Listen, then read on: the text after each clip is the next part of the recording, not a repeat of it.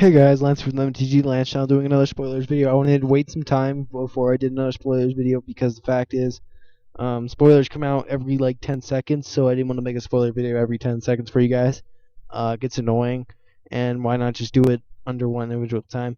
I really need to clean this mic because it smells like my old breath. Launch of the fleet. I think I might have talked about this one already, but might as well just make sure. One white.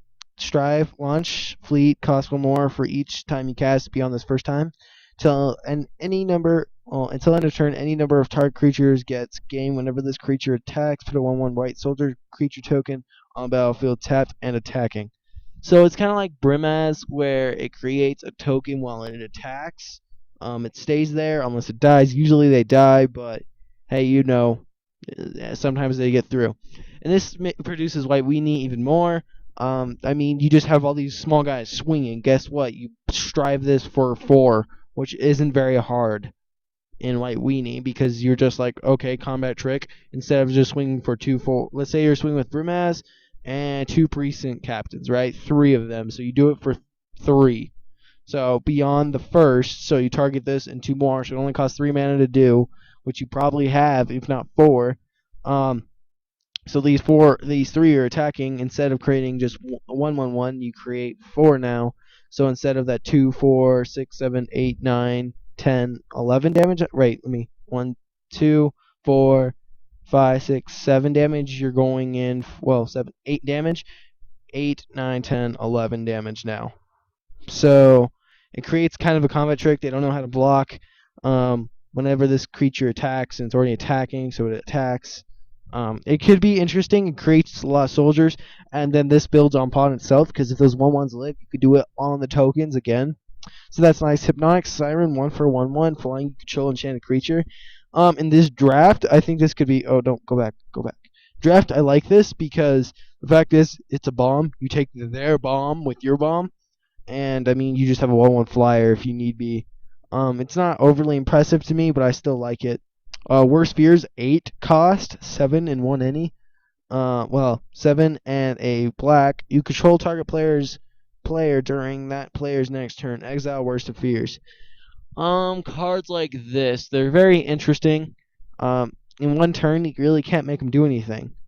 You could make them play their bomb, which you can take care of, or do stupid things that mess with their game. But besides that, with one turn, you get to see what they do and all that stuff. But it's always a buggy thing. It's not as great as you think. I think I've already talked about Leon Frey's banned Warchief 4/4/3/3 Vigilance and Trample. That's pretty good. Another centaur creatures you control get +1/+1.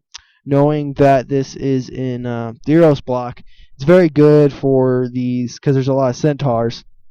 Works really well with the green, mono green or red green aggro in sealed or draft with a lot of centaurs. So that actually works with a lot of heroic things.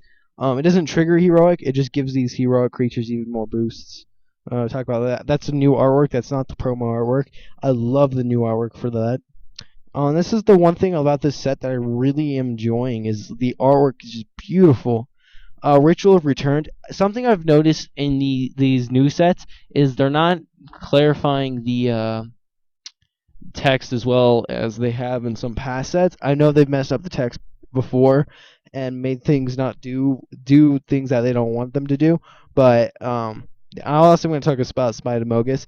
But it says exile target creature from a graveyard, put a black zombie creature token. Wait 1 second here, guys. On the battlefield. Okay, sorry guys, I just had to do something.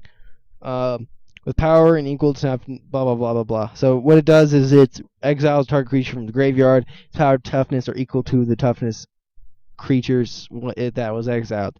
But the thing is, it doesn't ever say who got the token. Well, you assume you got the token, but it doesn't actually say who gets the token, which is the problem. Is people could argue that, yeah, and first, I cast it, so of course I get it, but it doesn't say that, which makes it really confusing. So yeah, Spider-Mogus. I didn't realize it said target creature. I thought it said target creature or player. So my bad. This isn't nearly as good as I thought. Gosh dang, I keep clicking stuff. It's not nearly as bad as I thought it, good as I thought it was. Didac of Karamitra, 5-drop flash. Whenever a player taps land for mana, that player adds 1 mana of his or her mana pool to any type that land could produce. So this is really good in Commander, I think. Not really anything else there. I think I've already reviewed these. Mana Confluence. I love this. It's really interesting because after we move out of the Return to Ravnica block, it's Theros block, whatever comes after that. So the thing is if you notice, there's no shock lands anymore, meaning the format's going to be extremely slow down with like mana fixing. So monocolored decks, devotion decks are going to be a lot more powerful after the set moves out. And the thing is these enter tapped, and then you get the scry. Yeah, it kind of speeds up the game with filtering as a speed up, but still slow down. You gotta wait. But this is like, okay, pay life, go. And it's any mana. So instead of, okay, worrying about dual land, you just play Mana Conflux as a 4-of. And I see this going to get played in dual decks, like dual color decks, maybe even triple color decks, 5 color decks maybe. But besides that, I really don't see this getting a lot of play. It's like City of Brass. I really like the card, but the thing is it's kind of going against what they're going for with slowing down the game. Yeah, you get to pay life, but that still doesn't slow down the game. It speeds it up because anybody can run this. They can do whatever they want with their dual colors now, and it makes it easy. And I mean, 1 life you think is a lot if you're a newer player, but once you figure out 1 life isn't a ton, especially if you ultimate Johnny. Which, I mean, guys, in Standard, I talked with my friends about this. They really think it's not the best because its ultimate's kind of weak. I mean, 100 life's insane and all, but with Hero's Downfall in the format right now, I mean, it gets to 8 counters. Okay, Hero's Downfall it. I mean, they don't even have to worry about anything else. But the thing is, I like about this is it really lets you filter and lets you beef up your guys. If you have this and Elizabeth out, you play your 1/1s, and then you put 3 1 counters on them, so you're getting 2 2s. And then it lets you cycle forward that Elizabeth. I think this is really good, but the problem is its -8 is kind of weak because it's just such a fast format. You really can't do much about it. You can't like keep it alive as easy. I still think it's really good, guys. Don't get me wrong. I want it. Mana Confluence.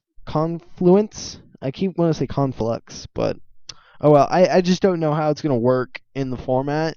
It probably get play, guys, but I don't know. But if you're playing draft or sealed and you get a Johnny, you've kind of won the game because you get a creature that gets insanely huge, or you're like, oh, I don't have a creature. Let me go look for one. Yay! I think you put it in your hand. I could be wrong. If you put it in your hand, it's kind of like great. Real card and put it into your hand. Yeah, so it's like, okay, I need a creature. Oh, look, there's a creature. Let me put it in my hand, shuffle everything else. Guess what now, guys? I play my creature for the turn. Yay! And then I make the creature big and scary, or I look for more creatures. So that's kind of insane. And sealed and in draft, because there's not a lot of ways to deal with planeswalkers besides other creatures. And instead, you're just like kind of like, oh, I'm making myself have creatures or other threats.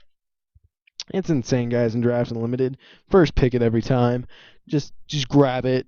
Just grab it. Just grab it and play. Because if you -8 it in draft, you're gonna win. And I would actually hope you'd get it to 9 counters before you -8, so then you can just be like, ha. So that's my spoiler video for the day. Don't really know what else to talk about, but I'll try to make a video later today. So if you guys enjoyed, wait, 46, make sure there's no new ones. Gotta make sure. I think it was at 46 to begin with. Yeah. Okay, well, hope you guys enjoyed. Talk to you guys later. Maybe, hopefully, you can make some more videos soon. And peace.